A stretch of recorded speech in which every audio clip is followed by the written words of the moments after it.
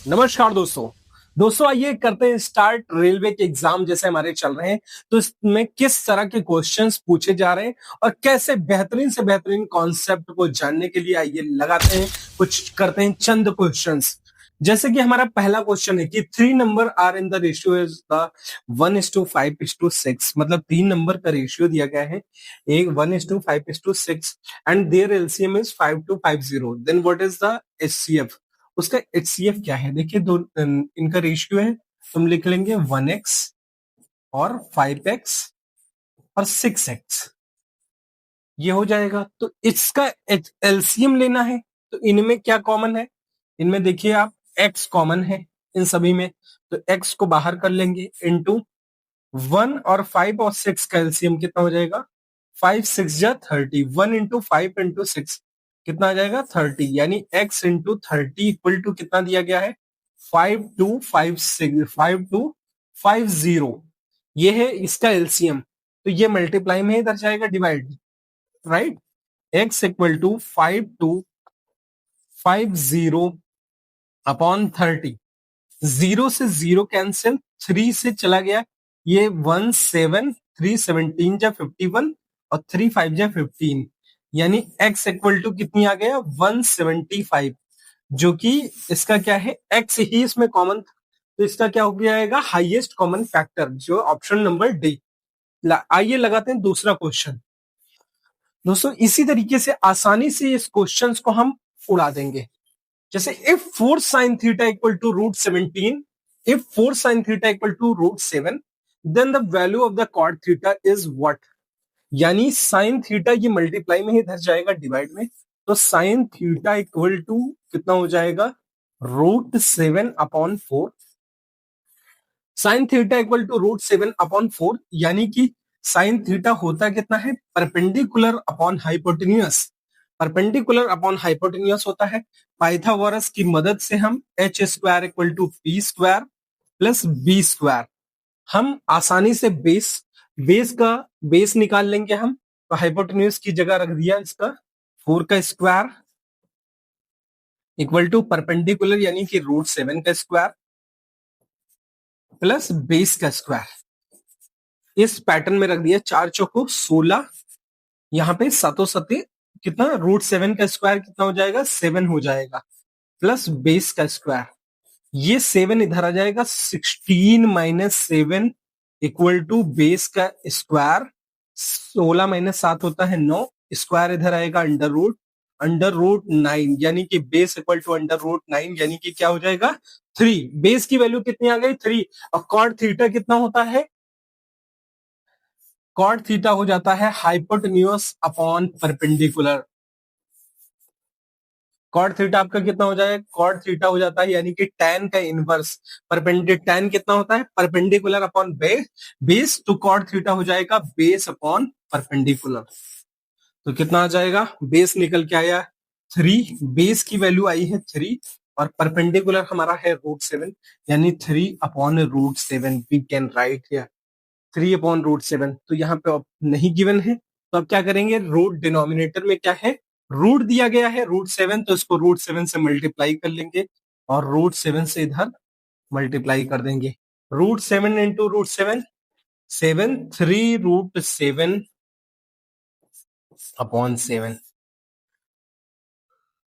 3√7/7, ये भी नहीं आ रहा है।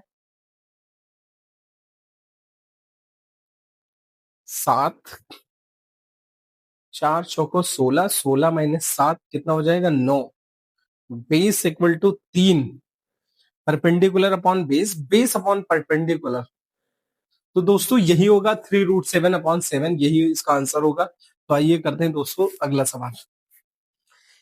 A alone can complete a work in the 20 days. दोस्तों दिया गया है ए जो है किसी कार्य को 20 दिन में कर सकता है, बी किसी कार्य को जो है सेम वर्क को 15 दिन में कर सकता है।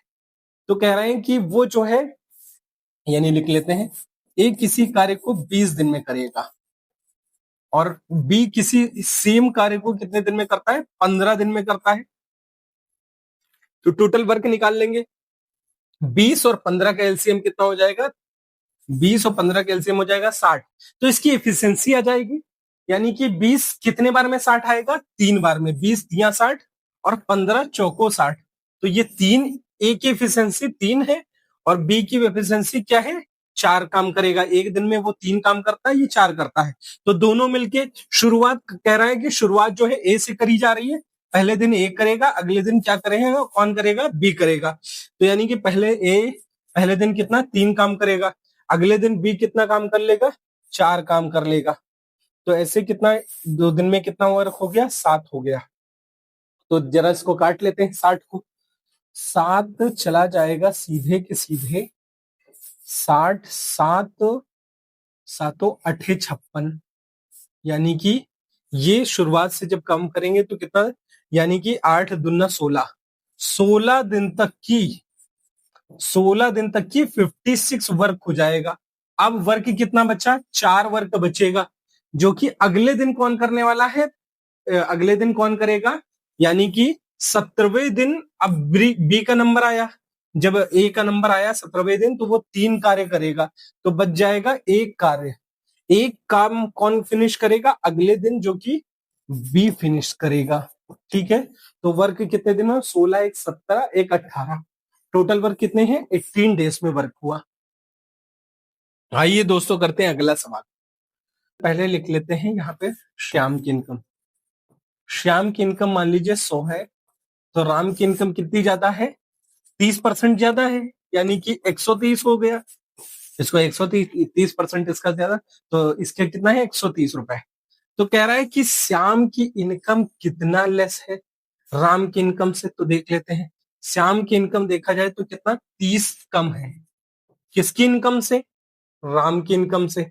तो राम की इनकम नीचे रखेंगे, कितना? 130 इंटू 100 कर दीजिए। एक जीरो से एक जीरो कैंसिल, 30 दहमा 300, ये कर लेंगे 300 बटे 13। 13 से काट लेंगे। 13 कितनी बार में चला जाएगा? 13 दूना 26, 26 4 जीरो, 13 तिया 39, 1 बटे 13, 23 1 बटे 13%। यानी कि कौन सा आ गया? Option number B. तो देखा दोस्तों कितने आसान से क्वेश्चन है इसमें। एक दुकानदार ने एक एयर कंडीशनर जो है 25,000 में खरीदा और उसने उस पर 30,000 रुपए अंकित किए हैं। ठीक है, मान लो एक दुकानदार जो है कितने में खरीदा है? उसने जो है 25,000 रुपए में कोई आइटम जो है खरीदा है। एक्चुअल जो उसकी कॉस्ट प्राइस है। फिर कह रहा है कि उसने मार्क करके रखा है, कितना मार्क प्राइस कितना है? उसने 30,000 रुपए कर रखा है, यानी कि बढ़ा के रखा है।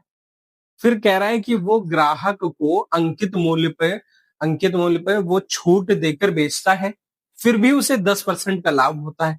तो देखिए दोस्तों, लाभ जो होता है वो किस पे होता है? कॉस्ट प्राइस पे होता है। यानी 10% का लाभ इस पे होगा। यानी कि 25,000 की चीज अगर 10% प्रॉफिट हो रहा है तो कितना हो जाएगा? 10% का फ्रैक्शन 10% का फ्रैक्शन हो जाता है 1/10।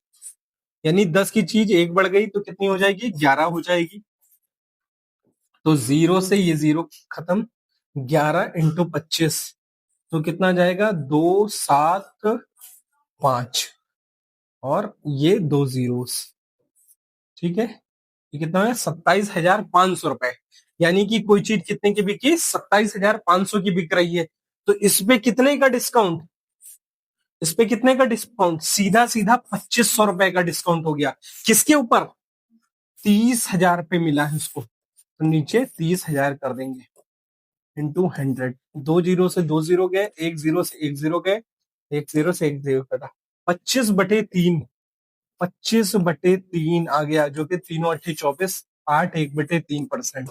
कितना हो जाएगा? 8 1/3%, यानी 8.33% का डिस्काउंट। तीनों 8 24, तो ये आपके ऑप्शन गलत है। 8.33% का डिस्काउंट